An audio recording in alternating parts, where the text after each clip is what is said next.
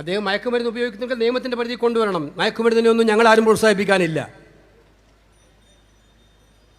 പക്ഷെ അദ്ദേഹത്തിനെതിരെ എടുത്ത നടപടി കേരളത്തിലെ സമൂഹത്തിൽ നൽകുന്ന സന്ദേശം എന്താണ്? ഇത് വേടൻ ഒറ്റക്കല്ലല്ലോ. അട്ടപ്പാടിയിലെ മധു എങ്ങനെയാണ് മരിച്ചത്? ഭക്ഷണം കിട്ടാനില്ലാതെ വിശന്ന് കിടക്കുന്ന ഒരു സാധാരണക്കാരായ ദളിത് യുവാവ് അവസാനം ഭക്ഷണം കിട്ടാൻ വേണ്ടി കരഞ്ഞു പറഞ്ഞ് ഒന്ന് ഭക്ഷണം എടുത്തു മോഷ്ടിച്ച പേരിലാണ് ഒരു നേരത്തെ ആഹാരം കഴിക്കാൻ വേണ്ടി ഒന്ന് ഭക്ഷണം എടുത്തു പോയി കഴിച്ചു എന്നതിൻ്റെ പേരിലാണ് പാവപ്പെട്ട മധു. പോലീസുകാരൻ കൈകാര്യം ചെയ്ത് കൊന്ന വിനായകന്റെ സ്ഥിതി എന്തായിരുന്നു? മിസ്റ്റർ പിണറായി, എന്ത് വ്യത്യാസമാണ് നിങ്ങളും നരേന്ദ്രമോദിയും തമ്മിൽ ദളിത് സമൂഹത്തെ കൈകാര്യം ചെയ്യുന്നതിൽ? കാസ്റ്റ് സെൻസസ് ഇന്ന് പറഞ്ഞിട്ടുണ്ട്. കഴിഞ്ഞ ഇതുവരെയായിട്ട് ഒരു അക്ഷരം വേണ്ടിയില്ല. ഞങ്ങളുടെ ഗവൺമെൻറ് അഭിമാനത്തിൽ പറയാം, കർണാടകയും ഞങ്ങളുടെ ഗവൺമെൻറ് തെലങ്കാനയും ഇത് പാസ്സാക്കി സെൻസസ് തെലങ്കാനയിൽ നടപ്പിലാക്കി. പിണറായി ഇപ്പോൾ പറയുന്നത് ആത്മാർത്ഥതയോടെയാണോ? നിങ്ങളുടെ മനസ്സിപ്പോൾ നിയന്ത്രിക്കുന്നത് ആരാ? പാർട്ട്ണർമാർ, പുതിയ പാർട്ട്ണർമാരില്ലേ പിണറായിക്ക്? ഏറ്റവും വലിയ പാർട്ട്ണർ അദാനിയല്ലേ ഇപ്പോൾ പാർട്ട്ണർ? പിണറായി വിജയന്റെ യഥാർത്ഥ പാർട്ട്ണർ അദാനിയല്ലേ? ആ കോർപ്പറേറ്റ് സംസ്കാരത്തിന്റെ ഏറ്റവും വലിയ ഭാഗമല്ലേ കേരളത്തിലെ കമ്മ്യൂണിസം?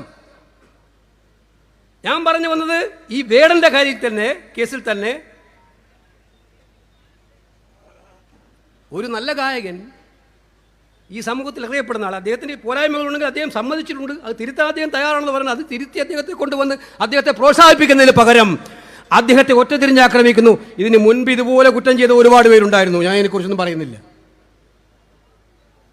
അപ്പോൾ നിങ്ങളുടെ നിലപാടല്ലേ? എന്തിനേറെ പറയുന്നു? കുടിക്കുന്നതിലേക്ക് പറഞ്ഞ ഒരുപാട് കാലം പറഞ്ഞുകൊണ്ടിരിക്കുന്നതല്ലേ. കേരളത്തിൽ ഞാൻ അഭിമാനത്തോടെ പറയാറുണ്ട്, പട്ടികജാതി വകുപ്പിൻ്റെ ഒരു മന്ത്രി വകുപ്പ് കൊടുത്ത് പട്ടികജാതി വകുപ്പ് സ്വന്തം കയ്യിലേൽപ്പിച്ച ശ്രീ കെ കരുണാകരൻ്റെ പാർട്ടിയാണ് ഇന്ത്യൻ നാഷണൽ കോൺഗ്രസ്. ഇപ്പം കഴിഞ്ഞ കുറേ നാളായിട്ട്, ഒരു വർഷത്തായി, പട്ടികജാതി വകുപ്പിൻ്റെ ആ സമൂഹത്തിൽപ്പെട്ടൊരു മന്ത്രി പോലും കേരള ക്യാബിനറ്റിലില്ല. ആരും ചോദിക്കുന്നില്ല. കേരളത്തിൽ കോൺഗ്രസ് ഭരിക്കുന്നുണ്ടായിരുന്നെങ്കിൽ, UDF ഭരിച്ചിരുന്നെങ്കിൽ എന്തായിരിക്കും ചോദ്യങ്ങൾ? ആരും ചോദിക്കുന്നില്ല. ഇപ്പൊ ഭരണഘടനയെ തകർക്കാൻ, അവകാശങ്ങളെ ലംഘിക്കാൻ നരേന്ദ്രമോദിക്ക് പഠിക്കുന്ന പിണറായിയും ഒരേ ഭാഷയിൽ തന്നെയാണ്. നമ്മുടെ ഒറ്റ ലക്ഷ്യം, എന്ത് വില കൊടുത്തും, യാത്ര ദുഷ്കരമായിരിക്കും, മുള്ളു നിറഞ്ഞതായിരിക്കും പാത, ഒരുപാട് വെല്ലുവിളികളുണ്ടാകും, നേരിടേണ്ടി വരും. പക്ഷേ ഞങ്ങളുടെ സിരകളിൽ ചോരയുള്ളിടത്തോളം കാലം ഈ നാടിന്, ഈ ഭരണഘടനയെ സംരക്ഷിക്കാൻ വേണ്ടിയുള്ള അത്യുജ്വലമായ പോരാട്ടവുമായി മുകളിലും താഴെയും ഇന്ത്യൻ നാഷണൽ കോൺഗ്രസ് പോരാടുക തന്നെ ചെയ്യും. സംശയം വേണ്ട. അത് പിണറായിക്കെതിരാണെങ്കിലും നരേന്ദ്രമോദിക്കെതിരാണെങ്കിലും. അതിൻ്റെ ഭാഗമാണ് സംവിധാൻ ബച്ചാവോ സംസ്ഥാനങ്ങളിൽ, ജില്ലകളിൽ, നിയോജക മണ്ഡലങ്ങളിൽ വ്യാപകമായ പ്രചരണങ്ങളുമായി മുന്നോട്ട് പോകുന്നത്. അത് വരും ദിവസങ്ങളിൽ രാജ്യവ്യാപകമായി ഞങ്ങൾ എല്ലാ സംസ്ഥാനങ്ങളും നടന്നുകൊണ്ടിരിക്കുകയാണ്. ഉജ്ജ്വലമായ റാലികൾ എല്ലാ സംസ്ഥാനങ്ങളും നടന്നുകൊണ്ടിരിക്കുകയാണ്.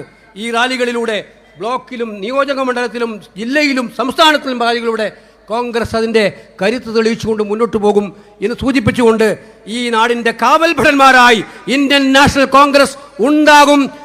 മോഡി വന്ന് കോവളത്ത് വന്ന് പ്രസംഗിച്ചു, വിഴിഞ്ഞത്ത്. ഈ പുറമുഖം കണ്ട ചിലർക്ക് ഉറക്കം കിടുന്നു.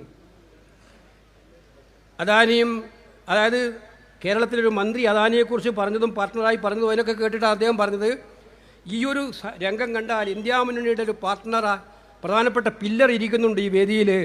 അത് കണ്ടാൽ ചിലർക്ക്, അത് ഉദ്ദേശിച്ചത് രാഹുൽ ഗാന്ധിയാണെന്ന് മാധ്യമങ്ങളെല്ലാം